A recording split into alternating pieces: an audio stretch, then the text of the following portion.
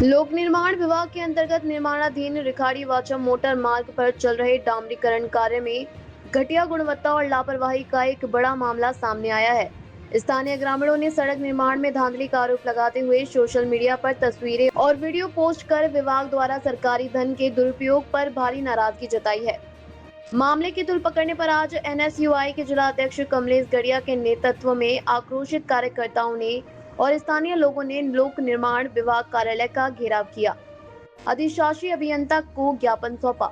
घेराव के दौरान कमलेश गड़िया ने विभाग पर गंभीर आरोप लगाते हुए कहा कि लोनीवे द्वारा जगह जगह कराया जा रहा डामरीकरण पूरी तरह से गुणवत्ताहीन है और हाथ लगाते ही सड़क से डामर उखड़ जा रहा है।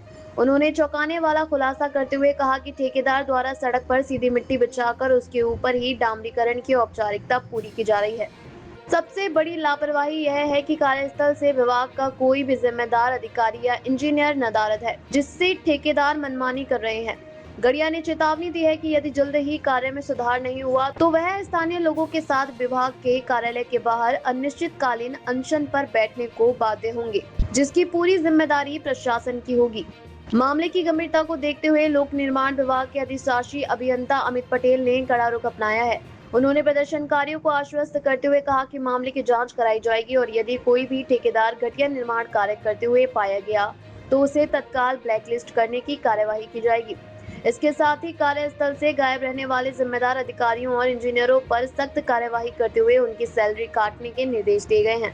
अधिशासी अभियंता ने यह भी साफ किया कि आगामी मानसून की संभावना को देखते हुए आगामी 26 जून से क्षेत्र में किसी भी प्रकार के सड़क डामरीकरण कार्य पर पूरी तरह रोक लगा दी जाएगी। ज्ञापन सौंपने वालों में मुख्य रूप से प्रकाश सिंह, कपकोटी, नवीन जोशी, रोशन दानू, रमेश गड़िया, धीरज जोशी सहित दर्जनों स्थानीय लोग और कार्यकर्ता मौजूद रहे। देखो, जो वाछम रिखाड़ी मोटर मार्ग है उसकी स्थिति को देखकर मुझे एक बार लगा कि जो ये स्थिति है, जो यहाँ पर डामरीकरण हुआ, उसको लेकर हम यहाँ पर आए थे। हमने घेराव किया यहाँ पर पीडब्ल्यूडी एक्शन साहब का, और हमारी देखो उनसे स्पष्ट मांग ये थी कि बरसात में डामरीकरण क्यों हो रहा है, आप बरसात में इस डामरीकरण को रोकने का काम करिए। दूसरी मांग हमारी ये थी कि अगर उन्होंने कहीं पर डामरीकरण हो रहा है, मिट्टी के ऊपर डामरीकरण हो रखा है या डामरीकरण को उखाड़कर उन्होंने दोबारा से करने के लिए कहा, तो उनके जेई, उनके कर्मचारी कहाँ पर थे, तो उन कर्मचारियों के खिलाफ भी एक्शन होना चाहिए।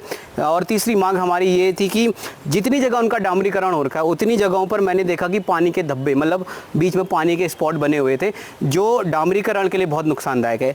हमने उनसे स्पष्ट कहा कि आप हमारे जनता के पैसों का दुरुपयोग कर रहे हो और इस प्रकार से हमारे जनता का पैसा का दुरुपयोग मत करिए, और ये जो भी चीज़ें हो रही है इसके लिए आप या तो ठेकेदार को ब्लैकलिस्ट करने का काम करिए या आपका जो विभागीय कार्रवाई होती है उसके माध्यम से उनको नोटिस देने का काम करिए, ताकि भविष्य में इस प्रकार की गलती ना करें। और हमने उनको चेतावनी दे रखी है कि अगर भविष्य में अक्टूबर तक आपको समय देते हैं, अक्टूबर तक ठीक करिए। अक्टूबर के बाद भी अगर यही दिक्कतें रहती हैं तो हम पीडब्ल्यूडी विभाग में बैठकर धरना और प्रदर्शन करने के लिए तैयार हैं। मैं आपको बता दूं, रिखाड़ी वाचम पे हमारा डामरीकरण चल रहा है।